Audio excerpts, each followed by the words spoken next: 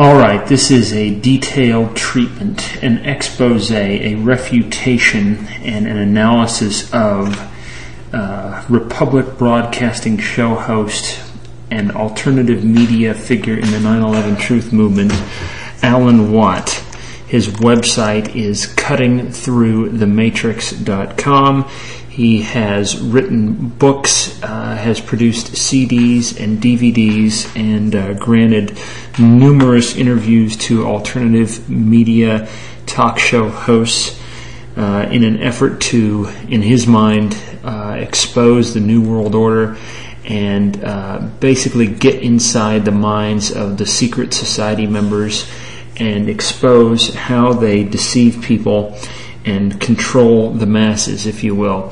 He has appeared on the Alex Jones Show, the Jeff Rench Show, various Republic shows or Patriot shows such as Republic Broadcasting, the Genesis Communications Network. He's even appeared on Professing Christian Bill Deagle's show. That's a bit of a joke there. But also Dr. Stan Monteith's Radio Liberty show, and I'd really like to get a hold of that one. Of course, I would have little faith that Stan Monteith would grill him on the faith based on his past shows. But to keep this succinct, I'm basically here to expose this guy as not just a heretic, but potentially as a New World Order infiltrator into the Patriot movement, to expose the ridiculous lies that he's made about my faith as a Christian, but also to show to non-Christians, people who do not believe in Jesus Christ, people who are atheists, agnostics, Islamic, Jewish, what have you, that he is intellectually dishonest and frequently acts to suppress any debate or requests for evidence of his claims concerning religions. Now, to me, he's pretty much new on the horizon. I've only heard him for the past year or so, and I started to hear his show on low power FMs here in Austin. And by the way, if anybody wants to email me with questions or comments, my email address is jeff@shortwavewars.com. That's jeff@shortwavewars.com, and let me know what you think. But I had listened to him for a while and was finding truth and a lot of interest in his efforts to expose the secret societies, especially in Britain, of the last several hundred years. But when it got into anything to do with the history of religion, his claims started to go to the outrageous, and he would make blanket claims to the tune of all religions are invented by the elite. All of them, not just the ones that aren't Abrahamic religions or not the ones that aren't Christian. No, all the religions were invented by the elite with the purposes of controlling the minds and the wills of the masses. And so I tried to be objective in my analysis of his work, but found his claims, especially the ones he made a while back on the George Norrie show on Coast to Coast, to be absolutely ridiculous. And so that's what we're going to deal with here. I want to show that he is un-American and unpatriotic. Now, he lives in Canada, but I'm just talking about the spirit with which he puts his information out and the way he reacts to anybody that disagrees with him. He browbeats people and he censors his callers. Number two, I want to show how he fits the profile of a secret society infiltrator. I want to show the uncontested evidence against his slanderous and libelous claims about the history of Christianity and of the Israelites. Number four, I want to basically show that I've sent emails to this guy ahead of time to give him a chance to clarify his statements before I finally confronted him on the air.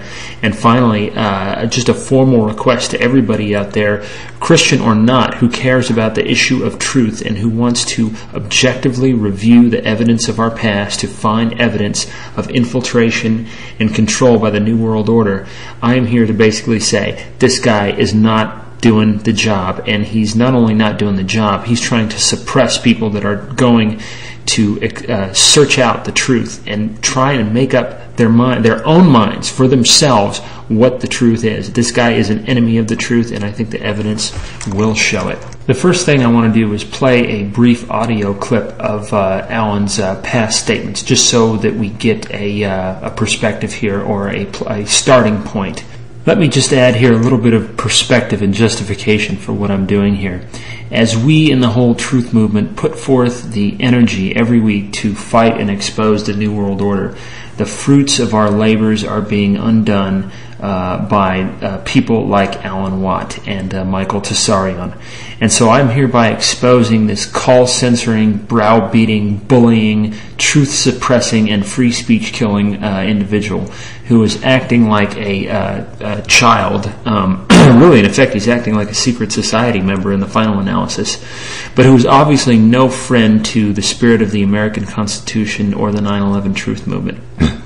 So, for me, for one who has tried to put his neck on the line all these years for all of our freedoms, at least conscientiously, serving my country overseas as a former Marine officer, and one who personally witnessed the devastation and the destruction of the Twin Towers on 9/11. I was only 5.5 blocks away, folks. I was in the Cosmopolitan Hotel on 95 West Broadway, and Flight 11 flew right over my head while I was shaving. So ever since that day, I promised myself to seek out the truth and get to the source of the evil that changed my life that day. And that was before I was saved as a born-again Christian. We can talk about that some other time. But that search led me to Patriot programs here in Austin, especially the Republic Broadcasting Network and the Genesis Communications Network, where I learned the truth about the New World Order. And it was Alex Jones with his Larry Silverstein piece that finally woke me up to what was going on, because I was in the right-wing paradigm prison for my mind. I was in that paradigm and trapped in it. And so I finally woke up. Alan Watt comes along years later, repeatedly censoring callers and suppressing evidence refuting his wild claims, and fulfilling the very words of Albert Pike, the master mason and architect of the New World Order, by convincing uneducated, dumbed-down Americans that Jesus and the Israelites never even existed. Not that he wasn't a Messiah. No, it's that he never existed at all. We live in a twilight zone age here, folks. We've got stuff coming over from the British Isles, movements called the Great Rethinking.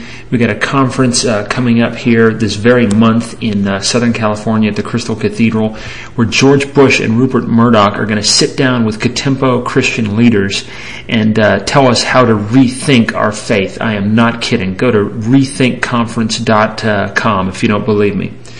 But we have a world that is increasingly, or a country that's increasingly ruled by the British elite. And whether it's the secret societies or the British wealthy elite, or whether you want to look at the fact that people like Queen Elizabeth probably own more land in this country than anybody else, or if you want to look at some of the major media publications in this country, like The Economist magazine owned by the British elite, promoted widely here in the U.S., even though it's a global magazine, or if you want to look at a magazine owned by the same holding company that is supposedly an American magazine, and that is Roll Call. That is the big Inside the Beltway magazine. Roll Call is owned by Pearson LLC, which is owned by this obscure British lord, believe it or not. So our minds are being flooded with information framed and controlled and corralled by the British elite and the secret societies, the very people we fought a war over to get them the heck out of our country, and now they're coming back. And you got these arrogant scumbags like Alan Watt coming to tell us that our faith doesn't exist. So I'm sick of it. So anyways, I'm going to do this brief treatment on Alan Watt and move on in my life, but I want to make sure that all the cards get laid on the table and that all of you can think for yourselves and make up your own minds about this guy and take action if you feel called to do so. So here is the audio recording of Alan Watt being questioned by George Norrie on Coast to Coast AM about the Knights Templar, and Alan Watt begins to basically go into his unbelievable lie about what he maintains is the source of Christianity and Judaism as a religion. Do you think the Knights Templar ever found or hid the Ark of the Covenant? I don't think so in that respect. The Ark itself is nothing to do with what people think it is. It's the arc that the sun makes across the sky. That's what it was. That's what it really was. The people in the Bible are all allegories for different things that happen within nature, including the movements of the zodiac. The 12 tribes are simply the 12 constellations. Moses was the sun going through them. Same with Jacob. The same thing with Jesus. In fact, it's the same story given out for the exoteric rendition for the people, and the esoteric for the higher priesthoods. Now, you don't think that those individuals existed? They were all celestial? They were all celestial. It's always the eternal heavenly story. It pre-existed traditional Judaism by millennia. He goes on to say that Judaism was invented was basically borrowed by the Hindus. Offers no evidence for any of this garbage, but we're actually just supposed to believe it. So let's talk about his actual censorship of callers here. Alan Watt, RBN host of Cutting Through the Matrix, the secret society expert, was confronted by me on air twice last week, 9 and 11 January 2008, concerning his claims that Jesus, Israel, and Moses were all somehow celestial allegories and didn't really exist. So I confronted Alan Watt on the air on his 7 p.m. show, and you can listen for yourself in the upcoming clip how fair you think he was. The show's still available on the Republic Archives. Both calls that I'm going to go over are near the second hour of his show. But basically, I'm not here to stifle Alan Watt's free speech, but I am here to defend the speech of us all, speech that he is afraid for others to hear. So I just want to get on the record what I told him last Wednesday and I tried to tell him the following Friday, and what his response was. So let's play this clip here where I actually try to confront him with some actual evidence. Bye now. Bye. Now I've got Jeff from Texas. Are you there, Jeff?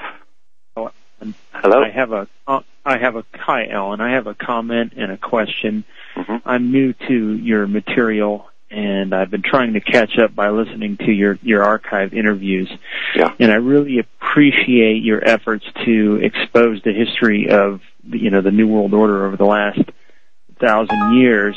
But it seems that when it comes to the subject of classical or ancient history, your claims get really outrageous. And I was shocked to hear on your George Norrie Coast to Coast interview that you claim that Jesus never existed and that the 12 tribes... Well, you see, I'm not going into a biblical discussion or debate with people's beliefs here. Okay? No, I'm talking about... Number one, you know yourself that there's been many people before sun gods who die for the world. The sun does it every day. You know the mother is always a virgin. You know all this stuff. I don't have to explain this to you. No, I'm talking about the primary historical record. I'm not going to go into what a belief is about. It's a belief system. No. That's why it's called a belief system. It's not fact. It's a belief system, which is based on faith, right? It's faith-based. Am I cut off here? No, not yet. Okay.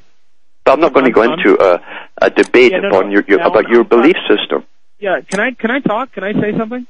Oh, go ahead, yeah. Yeah, I'm talking about the actual annals of Rome. I'm talking about the writings of Tacitus. I'm talking about people like Lucian of Samosata. I'm talking about Eusebius, and but we also know that a lot of that stuff was redoctored many centuries later. No, the annals of Tacitus... And that's another thing, you see. They doctored them all, too, in the Vatican. We know that. No, the annals of Tacitus were not doctored by the Vatican. But the thing is, what you're trying to get at is to justify what you believe in. And that's where religion belongs, is what you want to believe. And there's enough evidence, pro and con, to keep the battle going on forever. That's why it boils down to faith for the individual believer. Do you have specific proof that the Okay, we'll go on to the next one. Okay, so at that point I was unceremoniously cut off. It's obvious that when he is requested to produce any actual evidence supporting his ridiculous claim, that he cuts somebody off. I mean, I'm not asking this guy for a whole book. I'm just asking him for any piece of actual primary historical evidence, being writing, artifact, what have you, that anything he says is true. And obviously he can't stand it.